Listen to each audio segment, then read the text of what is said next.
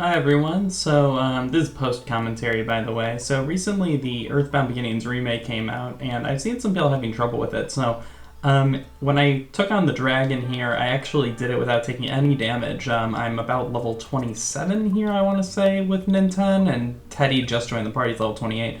But not, basically the level you'll be fighting this thing. And I want to give some tips on how you can make some battles easier. So first off, PSI block is only 5 PP to use from Anna, and it completely blocks enemies from using PSI moves whatsoever. Now here's the other thing, what I just did with Teddy, or was it Ninten, whoever, that I just had used, oh, it was Ninten, whoever I just had use the rope. Ropes are busted, so Mother 1's combat system is much more a game of item usage and smart item usage.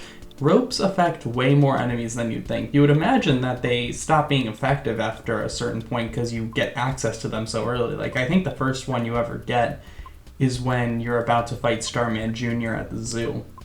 But all the way up to this point, you can absolutely use them, and now your mileage is going to vary on them, because on bosses like this, usually it's only going to freeze them for one turn or something. Oh, I also have a flying man here. I forgot to talk about that. My flying man ends up surviving, by the way. But anyway, you expect ropes to be less effective, and I mean, they are to an extent, because they're only going to work for a turn, 2 max on bosses like this, but nonetheless, they do work. Like, I think a lot of people wouldn't expect them to work on bosses, period. So this is like a huge win in that regard. And, there are also things like, in the actual original EarthBound Beginnings, like, there is a serious speedrunning method, which is turn 1, you use a rope on the dragon, and then you just, you only take on the dragon with Ninten and Lloyd in the speedrun. So you have Ninten rope him, and then you have Lloyd use a super bomb, and it just takes him out on the first turn. It's amazing.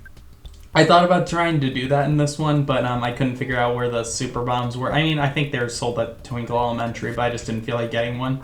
But yeah, like, ropes are, items generally, sort of the meta in this game, and you shouldn't be afraid to use them.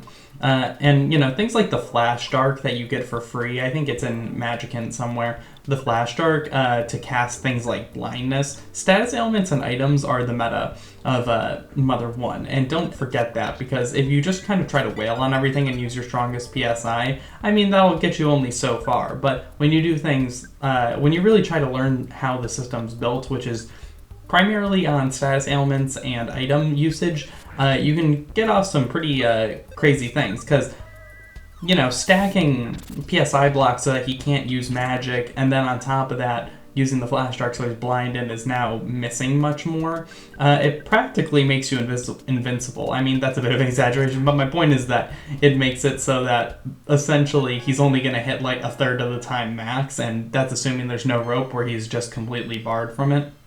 But yeah, so that's just one method. Again, I did this at level like 27 because I think Ninten just went up to level 28 or something there. But yeah, if you're struggling with Mother 1, just don't forget to use your items, and really try to play with all of the tools the game gives you, and not just trying to approach it like a lot of, easier RPGs or more bland ones that kind of just hinge on you hitting the thing over and over again. So yeah, there you go.